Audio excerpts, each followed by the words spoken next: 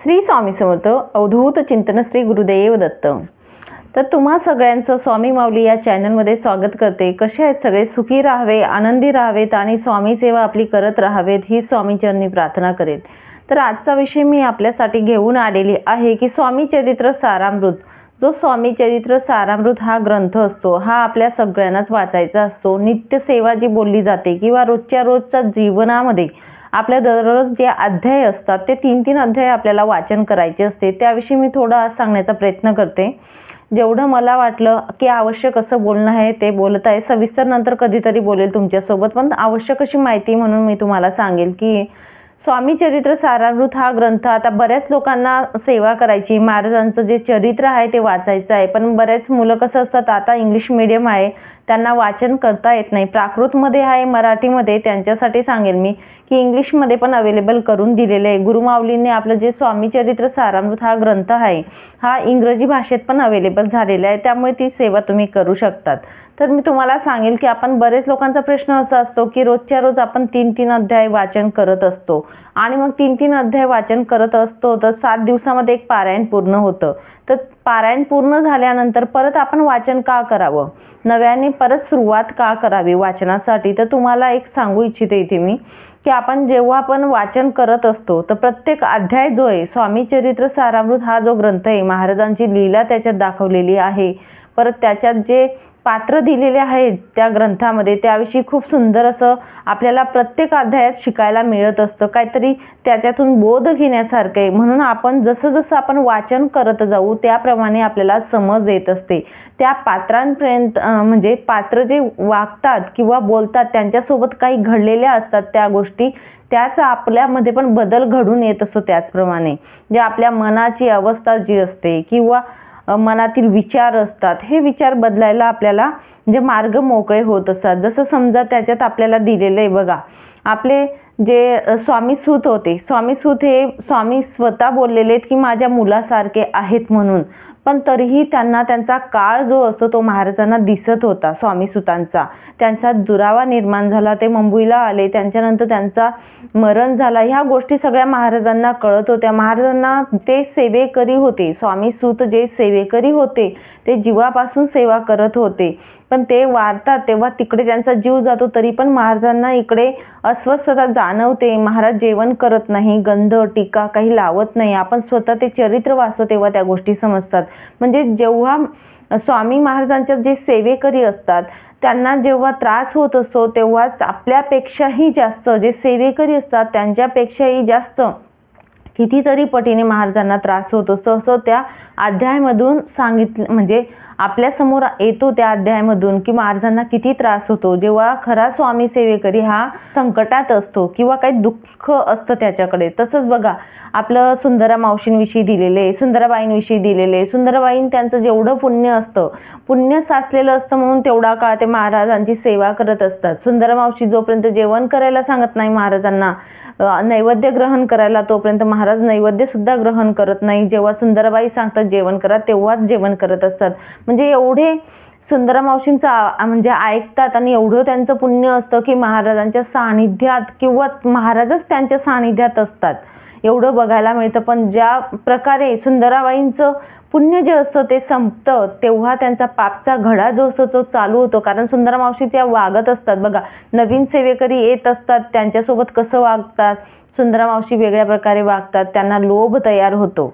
तर तो लोभ तयार झाल्यानंतर त्यांचा पापचा घडा जो असतो तो सुरुवात होत असते आणि नंतर ते महाराजांपासून दूर जात असतात. हे आपल्याला त्या ग्रंथामधून शिकायला मिळत असतं. बरोबर, बाळाप्पा आहेत, बाळाप्पांच्या चरित्रामधून किती सुंदर उदाहरण आहे. बाळाप्पांना सेवा करायला सांगत नाहीत तेव्हा बाळाप्पा मारुतीच्या मंदिरांमध्ये सेवा करतात आणि तिथे पण महाराज काही बोलत नाही की माझ्या जवळच बसून तुम्ही सेवा करा. तर मारुतीच्या मंदिरामध्ये बाळाप्पा हे आपलं जी स्वामी सेवा असतं ते करत असतात, कारण महाराजच त्यांना मार्ग दाखवतात, स्वप्न दृष्टांत करतात की मारुतीच्या मंदिरात तुम्ही सेवा करावी आणि ती सेवा जी असतात ती मोजून महाराजांच्या चरणी अर्पण करत असतात. आल्यानंतर बाळाप्पा म्हणजे कुठेही असले तुम्ही पण महाराज आपल्या सोबत असतात, पण त्याच्यावरचा भाव आपला जी श्रद्धा असते ती पूर्ण पाहिजे सेवेतली, तर महाराज आपल्या सोबत असतात. तसंच चोळाप्पाचं पण दिलेलं आहे. चोळाप्पांच्या वाड्यामध्ये राहतात त्यांचं पूर्व पुण्य खूप महान होतं चोळाप्पांचं, म्हणूनच महाराज त्यांच्या घरात वास करत होते. त्यांच्या वाड्यामध्ये समाधी घेतली महाराजांनी अक्कलकोटला. हे आपल्या सगळ्यांनाच माहिती आहे, त्यांचं पूर्व पुण्य होतं म्हणून हे सगळं घडलेलं आहे. या प्रत्येक अध्यायामधून आपल्याला शिकायला मिळत असतं की आपण कसं वागावं किंवा कसं काय घडत चाललं त्यांच्यामध्ये, हे आपल्याला खूप शिकण्यासारखं आहे. तसंच स्वामी चरित्र ग्रंथामध्ये जो 14वा अध्याय बघा, 14वा अध्याय हा स्वामी चरित्र सारामृताचा मेरुमणी मानला जातो. कारण 14वा अध्यायामध्ये स्वामी समर्थ महाराजांचा सेवेकरी कसा असावा त्याविषयी वर्णन केलेलं आहे. खूप सुंदर असं वर्णन केलेलं आहे. तर तुम्ही सगळेच वाचन करतात तर नक्कीच मन लावून तुम्ही तो अध्याय वाचात. कधी पण त्याच्यात दिलेलं आहे बघा, आम्ही हाओ स्वामी भक्त मिरू नये लोकात. कधीही गर्व वाटू द्यायचा नाही की आपण स्वामी भक्त आहेत आणि आपण काय आहेत आणि काय नाही, ह्या गोष्टी नाही करायच्या.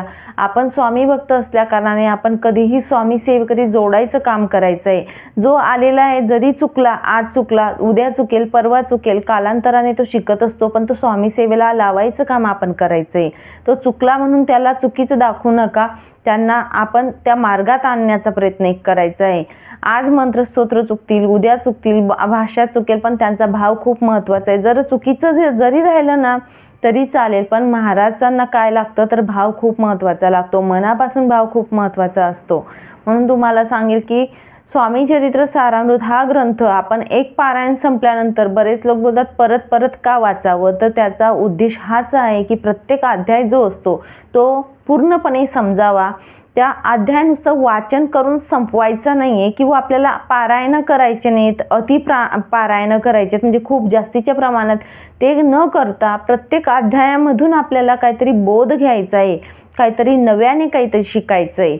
म्हणून आपल्याला स्वामी चरित्र हा जो ग्रंथ आहे तो हा आपण परत 7 दिवसात एक पारायण होत असतं आपलं आणि नंतर परत सुरुवात करायची आहे पहिल्या अध्यायापासून.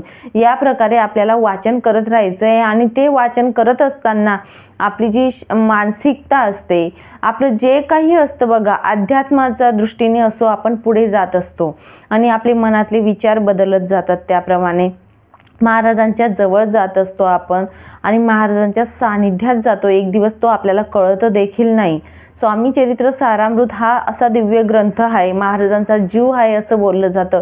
या ग्रंथाचा जर आपण 108 पारायण केले तर आपल्या रस्त्यातले जेवढे काही संकट आहेत ना तेवढे संकट कमी काय पण दूर होऊन जातात.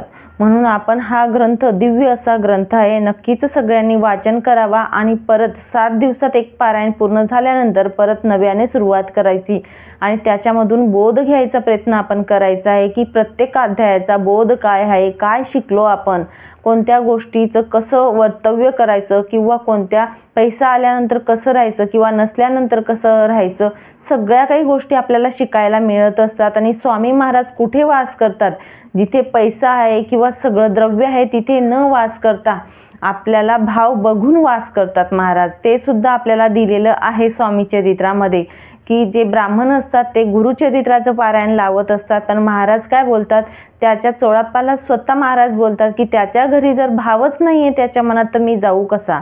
ते ब्राह्मण अक्षरशः गुरुचरित्राचं पारायण लावतात तरीही महाराज जात नाही, कारण त्याच्या मनात भाव नसतो. आणि चोळाप्पाच्या घरी मात्र चोळाप्पाने काय खूप सेवा करतात चोळाप्पा जे ते अक्षरशः सुरुवातीला आता बखर वाचते, बखरमध्ये सुद्धा दिलेलं आहे की 3 महिने खूप त्रास दिला महाराजांनी चोळाप्पाच्या घरी जेव्हा आले ते खूप त्रास झाला. सगळ्या गोष्टींपासून चोळाप्पा बघतात, लहान बाळासारखं विष्टापासून त्यांच्या सगळं काही आवडतात महाराजांचं, पण तो भाव असतो मनात चोळाप्पांचा म्हणून ते करत असतात. म्हणून महाराज कधीही भाव बघतात आणि भाव होता चोळाप्पांच्या मनात, पूर्ण मनापासून ते सेवा करत होते म्हणून त्यांच्या घरात राहिले महाराज. अशी एक स्वामी चरित्राची खूप सुंदर अशी म्हणजे लीला आहे. म्हणून तुम्हाला सांगेल मनापासून वाचा, मनापासून श्रवण करा, वाचन करा आणि निदान त्याच्यामधून काहीतरी शिकायला नक्कीच मिळेल तुम्हाला. खूप मनापासून म्हणजे वाचा तुम्ही आणि त्याच्यापासून बोध घ्या काहीतरी, एवढं सांगेल. चला मग सांगितलेली सेवा जी ती महाराजांच्या चरणी अर्पण करते आणि इथेच विराम घेते. नंतर अजून भेटेल पुढच्या व्हिडिओमध्ये नवीन माहितीसोबत, नवीन विषयासोबत. तोपर्यंत श्री स्वामी समर्थ. अवधूत चिंतन श्री गुरुदेव दत्त. माहिती आवडली असेल तर नक्कीच लाईक करा, शेअर करा आणि सबस्क्राईब करा.